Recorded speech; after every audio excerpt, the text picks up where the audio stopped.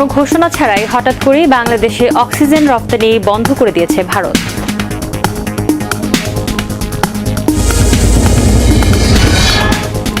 বরিশাল বিভাগের 6 জেলায় ক্রমেই বাড়ছে ডায়রিয়া আক্রান্ত রোগীর সংখ্যা, নদীর পানিতে পাওয়া গেছে কলেরার জীবাণু। রংপুর বিভাগের অধিকাংশ ইটভাটায় কয়লার বদলে পুড়ছে কাঠ, নষ্ট হচ্ছে ফসলি জমি, বিষাক্ত হচ্ছে পরিবেশ।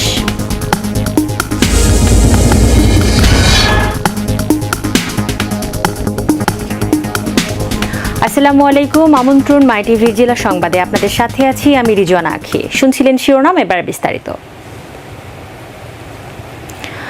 অক্সিজেনের সংকট দেখিয়ে কোনো ঘোষণা ছাড়াই হঠাৎ করেই ভারত বাংলাদেশে অক্সিজেন রফতানি বন্ধ করে দিয়েছে। সর্বশেষ 22 এপ্রিল লিন্ডে বাংলাদেশ কোম্পানির 8টি ট্রাকে 157 মেট্রিক টন অক্সিজেন বাংলাদেশের বেনাপোল বন্দরে আসে। দেশের চিকিৎসা